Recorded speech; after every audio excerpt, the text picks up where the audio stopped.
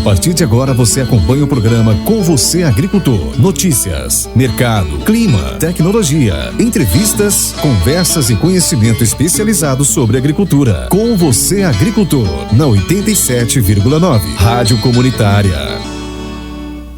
Bom dia, boa tarde, ouvintes. Estamos no ar em mais um Com Você Agricultor, um programa realizado pelo Instituto de Desenvolvimento Rural do Paraná e a Paremater, unidade de Santa Helena, em parceria com a Rádio Comunitária Liberdade.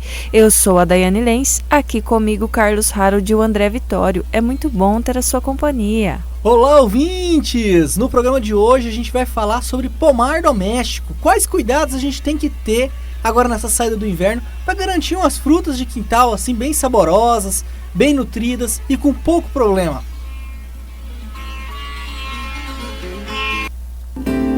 Rural em Foco. E vamos iniciar o nosso Rural em Foco com as notícias do bloco agrícola. O USDA mantém índice de lavouras de soja em boas condições e aponta a colheita do milho em 4% nos Estados Unidos. Então, os relatórios do USDA é que o agricultor hoje está em cima, né? Porque isso está determinando bastante o preço dos produtos aqui na nossa região. Mais importante do que essa notícia do USDA que saiu hoje, né? Que informou que as lavouras começou a colheita do milho lá e que as lavouras se mantêm nas mesmas condições da semana anterior. O que chamou a atenção foi o relatório de sexta-feira da USDA, que colocou que os estoques previstos estão maiores do que o esperado. Então, assim, eles estão com estoque maior de grãos, né, de soja e milho lá, e isso impactou o preço de sexta para cá muito, porque parou aquela tendência de alta dos preços dos grãos para uma tendência de normatizar, né, de pausar um pouco esse regularização. Quer aproveitar e já trazer as cotações pra gente dos grãos, então? A soja na nossa região hoje está cotada a R$ 157, R$ 2 a mais que a semana passada. O milho, R$ 84, R$ 2 a menos que a semana passada. O trigo, R$ 87, exatamente há 30 dias no mesmo preço na nossa região. É um preço bom, o preço do trigo, pensando que a gente está no período de colheita. E a mandioca a R$ 522, deu uma subida boa, chegou em 530 na semana passada e caiu aí para 522 em função das chuvas aí. Mas assim, é um preço que está se recuperando. Vamos falar de Brasil, então. A soja brasileira da safra 2020-2021 está 87% comercializada. Então, né, esse é um efeito que a gente está sabendo, assim, que muita gente comercializou essa soja quando começou aquela questão da subida de preço, principalmente na nossa região aqui, né, muito pouca soja ainda está na mão do produtor, a grande maioria foi vendido. E teve uma intensificação agora com essa subidinha que deu aí. Então da semana passada para cá aumentou um pouco mais as vendas, mas ainda tem alguma soja para ser comercializada. Vamos falar de milho. Colheita da safrinha 2021 atinge 97,9% no centro-sul do Brasil. E a safra de verão 2021-2022 deve crescer 4% em área e já atinge 16,7% do plantio no Brasil. Com relação à safra passada, então estamos encerrando já as colheitas. A perspectiva de produção, os relatórios não saiu nada assim oficial, mas a gente tem ouvido que vai sair uma perspectiva um pouco melhor do que o previsto. Então a colheita foi um pouquinho melhor do que o previsto em termos do milho. Com relação aos novos plantios, o que foi plantado até agora provavelmente é basicamente silagem, né, que o pessoal planta um pouco antes aí para colher um pouco antes e fazer uma segunda safra. Vamos falar de trigo. O trigo supera os efeitos climáticos e há previsão de grande safra em Santa Catarina.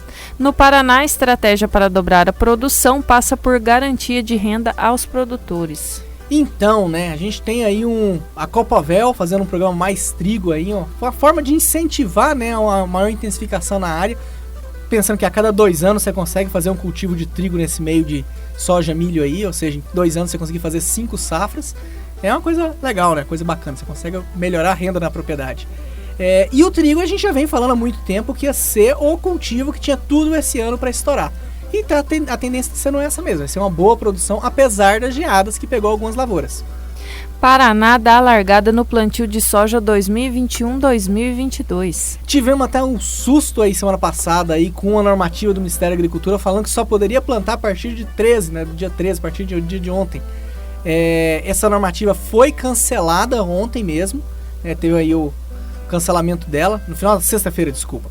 Ela foi cancelada na sexta, no final da tarde, então não teve nenhum problema, graças a Deus, decorrente dessa normativa que saiu. E a nossa região começou os seus plantios. Ontem que tinha de máquina rodando aí, fazendo plantio aí com essa chuva que tá aí, às vezes pode ser uma boa técnica, né? Uma boa alternativa aí, vai garantir umidade para a germinação da lavoura. Vai ser uma baita produção plantando cedo? Não sabemos, né? É um chute, porque tudo vai determinar como é que vai estar essa chuva lá na colheita. Você vai pegar o veranico nesse sentido. De modo geral, a gente tem aí que nos últimos 5 anos, quem plantou mais tarde colheu melhor. Mas é uma coisa que, dos últimos 5 anos, antes o pessoal plantava e colher melhor antes. Então a condição climática tem mudado bastante, né? Influenciado. Com Vespinhas, IDR Paraná ajuda a controlar doença que afeta plantios de cítricos. Ainda é quase um experimento, vamos dizer assim. Então está no norte e noroeste do estado. A gente vai comentar mais sobre o greening, que é essa doença que está se fazendo o controle aí. O greening é uma doença que ele é transmitido ele é uma bactéria que é transmitida por um inseto chamado psilídeo. Eu vou ser honesto para vocês, eu como agrônomo eu já tentei achar esse inseto e eu nunca vi, de tão pequeno que ele é. Então ele tem uma permanência na nossa região, aí já existe esse inseto. E essa vespinha, ela preda esse inseto, coloca ovos dentro do psilídeo e impede que esse psilídeo contamine as áreas. Já é o 3º ano de projeto disso aqui, já tem mostrado uma eficiência boa com relação ao controle. Então é mais uma alternativa para tentar controlar os cítricos. O que eu achei interessante é que esse projeto IDR aqui é focado em pomar doméstico. Não está disponível na nossa região, só para o norte e noroeste do estado ainda, mas ele não é para pomares comerciais, porque pomares comerciais se utilizam produtos químicos que controlam essa vespinha. Então é uma forma no pomar doméstico de fazer esse controle aí de forma meio natural, incentivando. Mas é uma tendência, né? O controle biológico de pragas aí é uma tendência que deve ficar, né? Em todas as áreas, exatamente. Vindo, né? Nesse sentido. Vamos falar de mandioca. Segundo o CPEA, os preços continuam firmes. Eu até falei as cotações ali, 522. A máxima histórica do preço foi R$ 576 em 2018, né? Nunca atingiu esse valor. Nós estamos em 522, então está se aproximando da massa histórica. Mas de forma geral, vamos ser honestos, está se compensando plantar mandioca perante aos preços que teve de soja e milho? Não, soja e milho, grãos, ainda valorizou demais as áreas. Então ainda precisa subir muito para voltar a valer a pena a mandioca na nossa região. Vamos para as notícias do bloco pecuário. Boi gordo, os preços cedendo nas praças paulistas, André. Olá pessoal, bom dia, boa tarde. Agora a gente vê uma tendência de queda, uma pressão na verdade de queda por parte dos frigoríficos. Eles estão tentando puxar esse preço para baixo, até se quiser puxar a próxima notícia também a gente já casa com essa. A arroba de R$ 285 foi testada, mas não vingou por enquanto. Os poucos negócios que ocorrem são acima dos R$ 300. Então, aí a gente vê qual que é o motivo de puxar para baixo o preço da arroba, né? As indústrias estão tentando puxar isso, tentaram baixar isso, mais de R$15 na arroba em São Paulo, mas não conseguiram produto. Então não teve sucesso essa ação e a tendência por enquanto é de manutenção dos preços. As praças paulistas são um grande indicador, né, de como que funcionam os preços do boi gordo. É onde se tem um grande controle, né, do que está acontecendo, é naquela região. Vamos passar a cotação da carne do boi gordo hoje, né? A gente pegou. E em relação à nossa última cotação de 15 dias atrás, na região de Toledo, na praça de Toledo, vem manutenção desse valor em R$ 315 a arroba. Na praça de Cascavel, uma pequena alteração de queda, era 302 no nosso último programa, hoje está em 297, mas considerando o prazo, né, é praticamente estabilidade. Após 10 dias, exportação de carne bovina para a China continua suspensa. Explica para nós, André, por que se deu essa suspensão da exportação das carnes? Então, né, essa semana passada a gente teve a notícia de 2 casos de vaca louca, né, de encefalopatia espongiforme bovina, em dois lugares diferentes, um caso no Mato Grosso, um caso em Minas Gerais. Esses casos de vaca louca não são os casos normais de doença, são casos de notificação em que o próprio serviço de inspeção dos frigoríficos são obrigados a coletar material dos animais que são abatidos e mandam para o Ministério da Agricultura para um monitoramento, para ver se está acontecendo aquela proteína que causa a doença, que não é nenhum vírus, né? Ela é uma partícula que causa a doença da vaca louca, mas como ele foi encontrado em situações que não causa doença, ele geralmente é uma situação só de monitoramento e não vai gerar grandes prejuízos.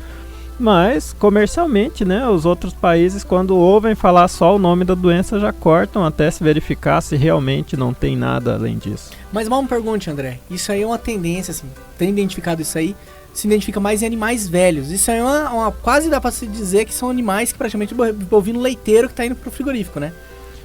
Ou reprodutores, né? São animais mais velhos que vão desenvolver essa proteína. Animais jovens não tem tempo, né? Porque ela é uma doença de vida já avançada. Ela não acontece no animal jovem. Mas ela acomete mais como doença para mortalidades quando o animal consome carne bovina na ração ou cama que contém algum tipo de proteína de animal, né? E que é proibido no Brasil hoje. Então, o risco disso ter algum problema para nós é mínimo. Portaria traz critérios para destinação de leite e derivados que descumprem padrões regulamentares. Saiu a regulamentação para as indústrias, na verdade, isso não é para o produtor. O que deve ser feito com os leites que não estão se enquadrando naquelas normativas que foram criadas já há alguns anos atrás. Mussarela. No leite, né? Não só os queijos, a recomendação geralmente é descarte, né, por segurança. Então a forma de descarte está sendo regulamentada e a gente sabe que, infelizmente, apesar de todo o esforço, né, tem que existir fiscalização para isso. Vamos para os nossos avisos e notícias diversas. Vamos falar aqui um pouquinho da parte de piscicultura, né? Tá tendo aí uns noticiários, né? Muitas notícias a respeito aí de pessoas que foram acometidas pela doença de RAF, ou a doença da urina preta, que chama, né? Que foi atribuída aí o consumo de pescado, principalmente aí pirapitinga, né? Tambaqui, né? E vamos esclarecer um pouquinho aí a respeito da doença de RAF, né? Que ela é mais comum aí na região norte do Brasil. Ela é uma doença comum dessa época, de ocorrência dessa época do ano, né? Houve realmente uma morte de uma pessoa no Pará, e aí isso acabou, vamos dizer assim, suspendendo aí a comercialização dos peixes de lá para cá. O que nós queremos esclarecer, assim, peixe de cultivo, pessoal, um cultivo organizado, né, não traz risco ao consumo, né? Então a nossa tilápia e o nosso peixe pode continuar sendo consumido sem preocupação, sem medo, tá? Essa doença ela está em investigação ainda, é associado ao consumo de peixe de pesca, mas nem se tem certeza se é isso mesmo ou não, tá? Então, assim, tem muita fake news circulando e existe aí um alarde muito grande de como as notícias são veiculadas nos meios de comunicação, né? E isso acaba gerando uma preocupação dos consumidores em relação ao consumo de pescado. Então, peixe de cultivo é saudável, é um alimento nutritivo de qualidade, então pode consumir sem medo, tá?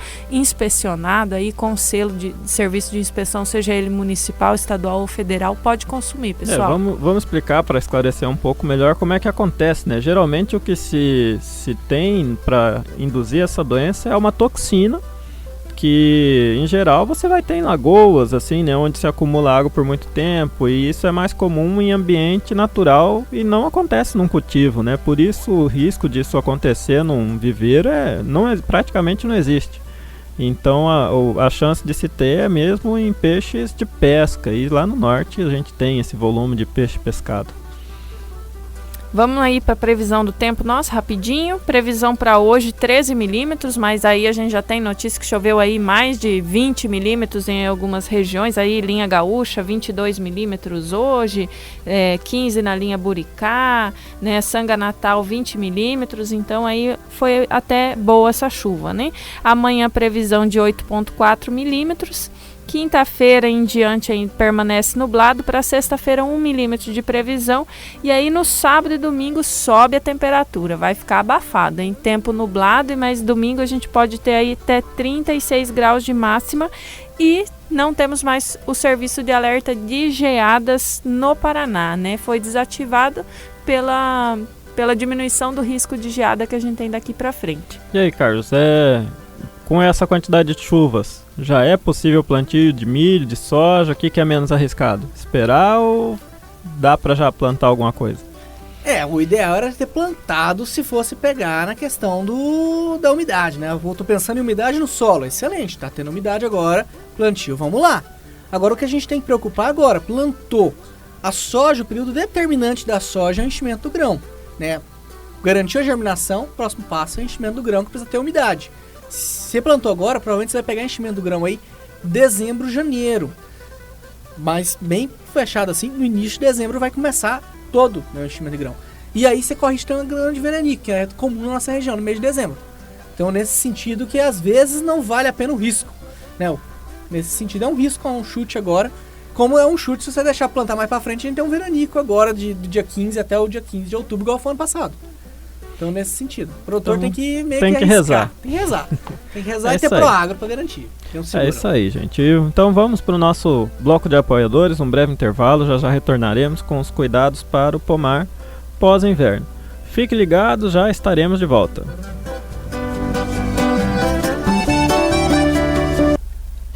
Com você, agricultor, volta já.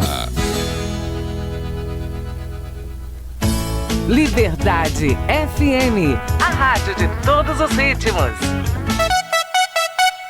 12:34.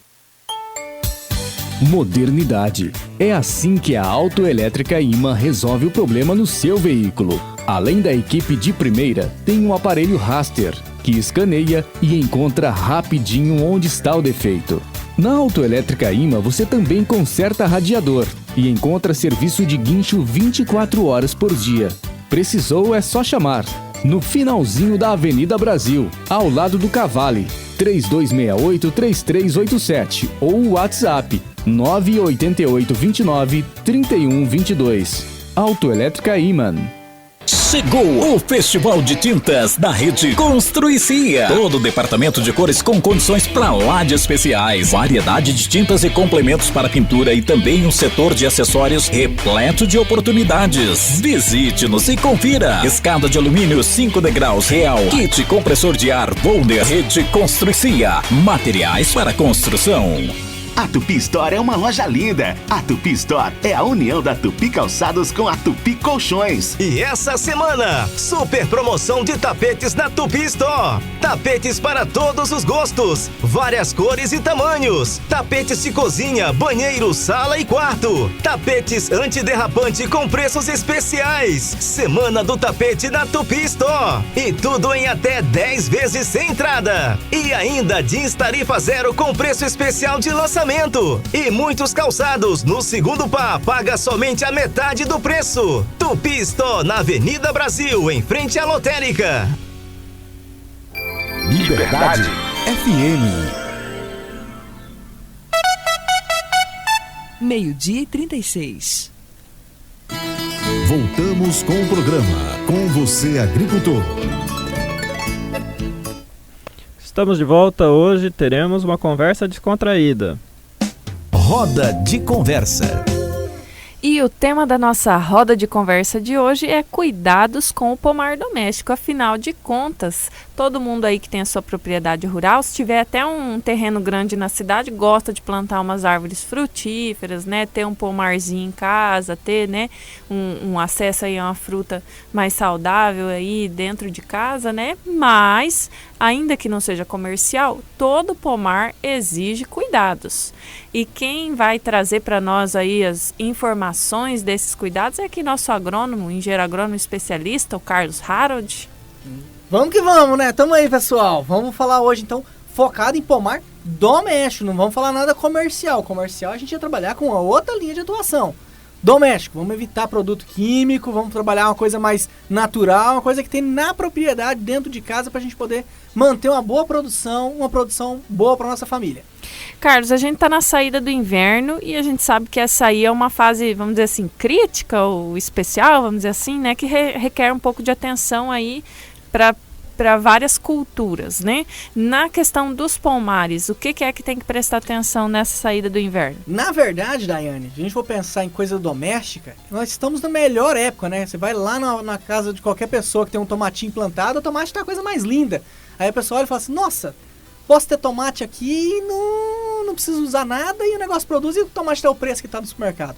Não é bem assim, nós estamos na melhor época de produção de qualquer fruta, qualquer verdura, qualquer... Nesse sentido, pomar e horta, agora vai tudo bem. Por quê? Porque a gente acabou de passar do inverno. O que o inverno fez? Fez uma geada, fez um frio lascado. Nós passamos frio, mas as pragas sumiram.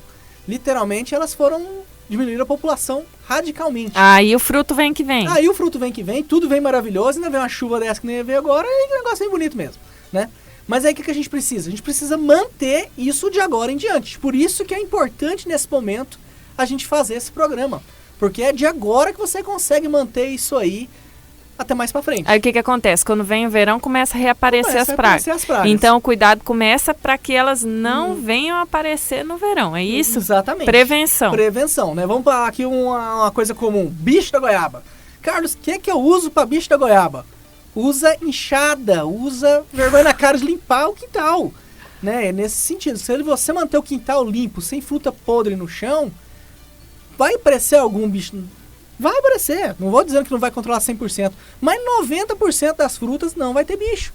Nesse sentido, um bicho da goiaba, por exemplo, é verídico.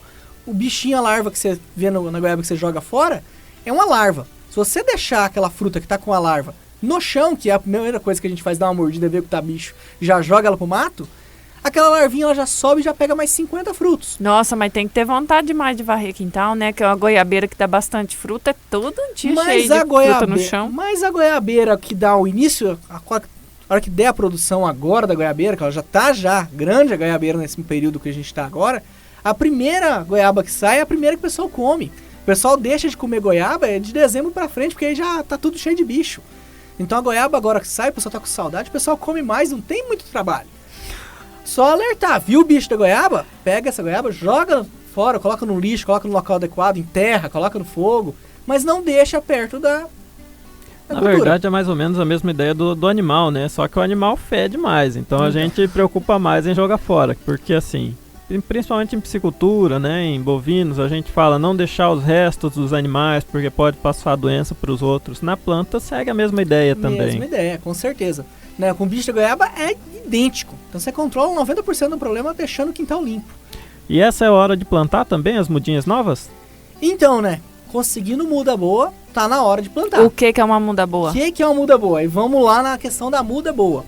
Então, se eu for hoje comprar uma muda vamos dizer, num viveiro, qual muda que você, Daiane, pensar como dona de casa, ia preferir escolher? Me fala um modelo de muda que você ia querer. Uma muda grande, uma muda pequena, muda com flor. Eu ia preferir uma muda que a parte de baixo ali do saquinho não fosse, tipo, a parte de cima não fosse maior que a parte de baixo. Mas é porque então você já tem um pouco de conhecimento. Vou chamar aqui meu amigo Edemar Baranek, que já me ensinou algumas coisas de pomar. Então, é isso aí. Então você pegar uma muda, a muda boa é aquela muda que ela ainda é uma muda, não é uma árvore, né? Tem gente que vai comprar muda e a muda é quase uma árvore. Mas isso acho que é o mais comum, né? A pessoa vai comprar, não, eu quero aquela muda grande, porque daí ela já tá mais adiantada, vai crescer mais rápido. Não vai morrer, né? Vai perder e coisa. Tem uma questão da raiz como que chama? Calma, tá pulando a etapa, tá parecendo eu na entrevista?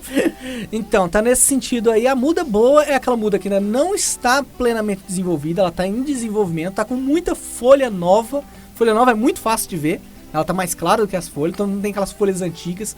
Eu morro de rir de ver umas frutas de laranja, principalmente, que a gente vê vendendo nos viveiros aqui em Santa Helena.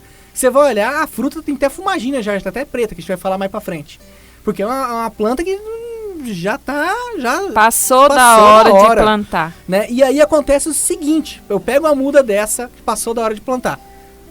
Vou deixar de plantar porque ela passou da hora? Não, mas a hora que eu tirar o saquinho, o saquinho preto, provavelmente eu vou ver a raiz da planta lá embaixo, no fundo do saquinho, praticamente não tem terra, tem só raiz, ela enovelou lá e deu até nó. O que eu devo fazer nessa situação? Pegar um alicate e cortar essa raiz, tá? Inteira? Não digo inteira. A parte essa que tá parte enrolada. Que novelou, tá? Então a grande maioria das pessoas não planta e aí aquela muda não vai pra frente. Vai ficar uma muda perfeita? Não vai ficar uma muda perfeita. O crescimento é outro. Pensando nas frutas de modo geral, o crescimento da raiz é pivotante. Então vocês têm que pensar o seguinte, a raiz tem que crescer pra baixo. Cresceu pro lado, ela já não pega água, ela não pega nutriente mais com força e ela não tem sustentação. Primeiro vento que der, já derruba. A questão é que o transplantio tem que ser feito na idade correta da planta, né? Então, assim, a planta, ela tem que estar no solo para se desenvolver. Se ela estiver ali dentro do saquinho, dentro da bandeja, dentro do tubete, não vai desenvolver como deveria. Não vai desenvolver como deveria. E na hora de plantar, é só colocar lá, limpar a terra da raiz e colocar na terra? Já vi gente que fez isso já. O André rindo de mim que eu já fiz isso aí. Então, na hora de plantar, gente, eu tenho um ditado que eu digo que a muda não deveria chamar muda, ela deveria chamar neném. Porque você tem que cuidar da muda que tá lá no saquinho lá, como se você tá cuidando de um bebê. Se você quebrar aquele torrão, você tá quebrando toda a estrutura dela. E tá levando junto as raízes que dão alimento, porque as raízes que você vê, elas são raízes que elas pegam basicamente água, e olha lá. Nutrientes são as raízes que você não vê. Então essas são muito importantes. Então, na hora de fazer a muda, preparar uma cova funda. Quanto mais, Carlos, mas pode ser 40 centímetros de profundidade? Pode, você vai pensar que a 40 centímetros de profundidade, essa planta não vai crescer 40 por centímetro, ela não vai aprofundar mais. Quanto mais fundo eu conseguir colocar essa cova, deixar mais fofo embaixo dela, maior vai ser o crescimento dela no momento que eu plantar em diante. Para baixo. Tem que estar descompactado para facilitar. Para facilitar. Quanto mais eu puder facilitar a vida dela, melhor. E aí uma dica muito fácil. Quando eu vou fazer uma cova para plantar fruta, eu pego o enxadão, ou pego lá pego a ferramenta de fazer buraco. O trado. A parte de cima, nós vamos dividir em duas coisas. Quando eu começar com o trado, eu vou até uns 10 centímetros, 15 centímetros, quando eu tô vendo a terra mais escura, separo essa terra para um lado. E a terra do fundo, aquela terra mais clara, mais sem matéria orgânica, essa eu separo pro outro. Na hora de eu colocar a muda lá, que eu posso colocar um esterco bovino, que eu recomendo bastante. Esterco bovino é o melhor adubo que tem pra mim, em termos de orgânico. Posso colocar um iorim, posso colocar um super simples, que esse é um adubo que vale a pena investir, né, que é fósforo, porque depois você não consegue colocar isso depois, e fósforo faz a raiz crescer pra baixo, então vai te ajudar a produzir mais. Coloca dentro da cova. Dentro da cova, no fundo da cova, né. E aí, o detalhe, aquelas terras que você separou, a terra escura, que é a terra que estava na superfície, você joga ela pro fundo. Coloca invertido. Inverte. Então você inverte essa posição. E a terra clara, mais sem adubo, mais fraca, você coloca por cima. Por quê? Porque eu quero que a raiz da fruta, a raiz do meu pomar, que ela cresça lá embaixo, onde tem água. Porque eu não vou fazer um pomar que eu vou ficar molhando. Então, quanto tiver mais água, mais produtivo ele vai ser. E por mais tempo. Inclusive vai ajudar na questão de ventos, aí da planta poder segurar, né, ventos, não ficar tombando igual a gente vê muito por aí. E o pessoal que planta semente? Então, né, essa é outra coisa. Tem uma dona de casa que tem costume, às vezes, de eu comi uma fruta tão boa que eu vou plantar a sementinha. Olha, minha mãe não pode ver uma semente também. Tem plantas que permitem. Tem plantas que, assim, vem bem. Mas a grande maioria das frutas, vamos falar fruta aqui, jabuticaba, laranja, na maioria das frutas, ela não vai muito bem, por quê? Porque a planta de semente, que a gente chama de pé franco, né, vinda de semente, ela é uma planta que ela demora muito a atingir o nível de produção. Então uma laranja hoje plantada, enxertada, essa muda comprada, com 2 anos ela está produzindo, com 4 anos ela atingiu o pico de produção dela, ela está produzindo o máximo que ela pode produzir e você consegue manter ela bom tempo assim. Se eu plantar a mesma laranja de semente, ela vai começar a produzir com 7 anos.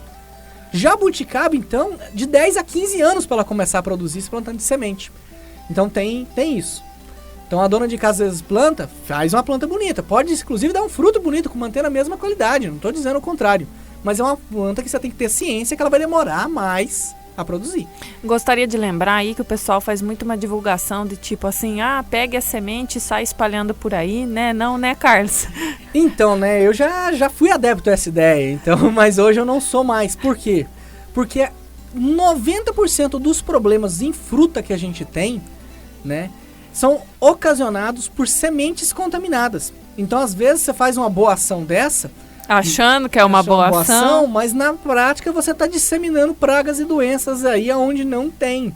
Tá achando que tá proliferando as árvores aí, mas na verdade não é bem as árvores. Não é bem as árvores, né, nesse sentido. É bom tomar cuidado, né? O pessoal da Par sempre alerta quanto ao risco, né, em espalhar sementes, espalhar mudas em regiões que não são da origem dela.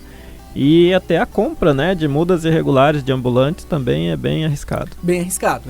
A muda, principalmente citros. Aí eu vou pegar, já que o André tocou nesse assunto, citros. Vamos comprar muda de citros de viveiros certificados ou de locais idôneos que você pode reclamar depois, tá? O citrus, ele é uma doença que a gente acabou de falar ali atrás nas notícias. Ele tem uma doença que na nossa região está muito presente, chama greening, né? Que muitas vezes já está vindo com a muda. Já vem na muda já está comprando mudas doentes. Então aí é uma coisa que a gente tem que começar a se cuidar. Então você vem ver o certificado, pelo menos a muda está garantindo qualidade. Depois disso a gente tenta manter ela por mais tempo sem a doença chegar, tá? Já que você tocou no assunto dos citros, vamos falar de laranjeira agora, porque uma das maiores aí demandas que a gente tem é na questão das laranjeiras. A pergunta geralmente é assim, ó: minha laranjeira ela tá com as folhas torcidas, secando, escurecendo, encarquilhando, né? E os frutos estão pretos. Qual que é a causa mais comum? O que pode ser feito? O que é que causa nisso? Pra dona de casa aqui em Santa Helena, eu já fui muita propriedade de laranja, que é o que o povo mais procura a gente aqui, né? O que mais procura, laranja e limão. E aí eu vou dividir a doença em duas doenças, vou dividir em 2 papéis, tá? Primeiro eu vou terminar de falar do greening. Greening é aquela doença que o produtor não sabe, não conhece, mas ele vai saber qual que é quando eu falar. Que parece que passou um dragão cuspindo fogo na laranjeira e ela morre de cima pra baixo, fazendo tipo zigue-zagueando, assim. Então ela começa a amarelar lá em cima a copa e vem morrendo de cima para baixo. Tem bastante na nossa região. Pegou essa doença, qual que é a recomendação que dá para fazer? Arranca, joga fogo nela, queima. Essa daí, quanto antes você tirar da lavoura, melhor. Porque você tá com ela pegou uma virose não se cura em planta, tá? Então já era, uma bacteriose na verdade, desculpa. Uma bacteriose não se cura, não tem cura ela. Então pegou caixão e vela preta para essa planta, tá? Tá com dúvida? Chama nós da Emater pra gente dar uma olhada, ou o pessoal da Dapar também, tá? Nesse sentido. Mas melhor nós que da Emater, na Dapar que não tem agrônomo. Então a gente vai lá dar uma olhada para vocês, se for o caso. Agora, 99% dos casos aqui em Santa Helena, quando vão me chamar, a planta tá com sintomas de folha encarquilhada, principalmente os brotos encarquilhados, muita folha preta, e às vezes já começa a ter sintomas amarelados nas folhas também. Primeiro, normalmente é um plantio, uma planta que já está bem grande, já tem lá 5, 6, 7 anos e que nunca foi feito um cuidado com essa planta. Hoje é o dia, o momento é agora que a gente está passando no finalzinho do inverno. O que seria o legal fazer nessa planta? Primeiro, a fumagina, que é o preto, ela nada mais é do que um fungo que cresceu em função de ter uma nutrição, de ter um nutriente no limbo foliar, na folha, que é ocasionado pelo pulgão, tá?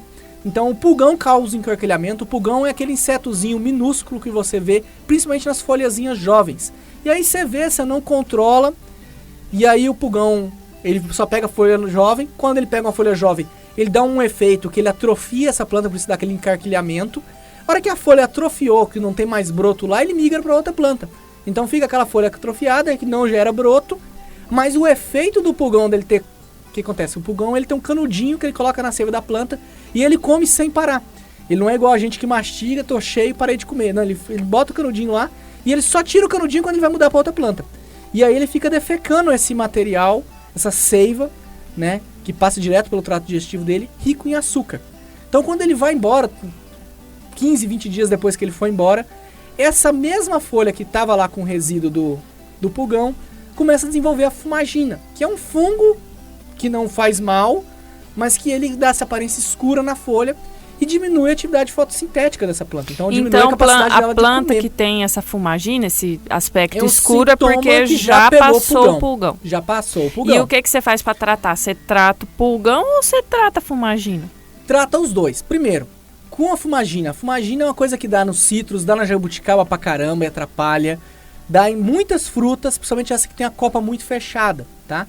O pulgão entrou, depois vem a fumagina. Eu recomendo lavar a planta. Pega uma maquininha de pressão mesmo, aquelas de lavar calçada, e dá uma lavada na planta mesmo. Agora é o momento. Só com água? Com água. Dá uma lavada bem caprichada, limpa principalmente o caule da laranja, né, o caule da jabuticaba. Você vai ver que os frutos vão ser outros depois que você fizer isso. Na jabuticaba, inclusive, ela descama. Então, mete força para tirar até a escama, aquelas escamas velhas que ela vai descamando. A produção é outra depois que você faz isso. Com relação ao pulgão, é em casa. Você viu que o pulgão apareceu. O que eu posso fazer se o pulgão apareceu? Água. Para cada 1 litro de água, dá para você utilizar até umas 4 colheres de óleo e 1 colher de detergente para fazer uma mistura e aplicar nisso daí. O pulgão é um inseto tão pequeno, quando você passa água e óleo nele, ele costuma ficar grudado na folha. Os que voam, vão voar. Você não vai conseguir um controle 100%, porque não estamos usando químico aí. Mas se você já pregar aqueles que não são alados, que não estão a atingir a fase adulta, você já faz um controle bem eficiente dele, já diminui bastante a incidência dali para frente, tá? Então, se você viu a presença dele, água, óleo e detergente, você já consegue fazer um excelente controle. Quer fazer um controle um pouco melhor? Dá para utilizar calda de fumo, né? Então, para cada litro de água, 100 gramas de fumo, deixa de 3 a 4 dias esse fumo descansando, né? Reagindo dentro dessa água aí. E depois, para cada 200 ml, um copo americano de água com fumo, você consegue colocar mais 800 ml de água, fazer uma mistura aí e aplicar. O cheiro do fumo afasta não só o pulgão, como afasta muitos insetos, né? É um repelente. É um repelente natural. Aí faz essa aplicação só na planta, que tá com os sintomas ali, ou também nas plantas em volta? Se conseguir, dá pra fazer em todas. Se conseguir. Mas eu sei que é uma coisa meio complicada, então faz onde estão os sintomas. Aqui eu já peguei bastante caso de larva minadora também. Deixa eu terminar, não acabei. E segunda coisa, quando terminou de fazer essas coisas aqui vamos controlando o pulgão e imagina, lavou a planta, fez uma aplicação de calda de fumo ou calda de detergente e óleo na planta. Segunda, a folha tá amarelada. Lembra que eu falei pra vocês que dá um sintoma amarelado? Por quê? Porque uma, ela tava comendo pouco porque a fumaginha tampou o sol e o sol é a comida da planta, né? E segundo, ela tá com déficit de nutriente, porque normalmente essa planta tem mais de 6 anos de idade, você nunca adubou ela. Então, por favor, vamos fazer uma adubação caprichada. O que é adubação caprichada? Para cada planta dessa, colocar um pouco de esterco bovino e principalmente cinza.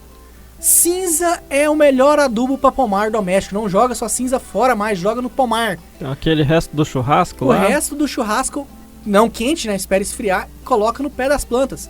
Todas as plantas, a cinza, ela é rica em potássio. Potássio e magnésio, que normalmente é o que faz a planta ficar com a folha mais amarelada. E principalmente na questão do potássio, é o adubo que dá sabor ao fruto. Então aquela jabuticaba vai ser outra depois que você jogar cinza no pé. A laranja vai ser outra se jogar cinza no pé.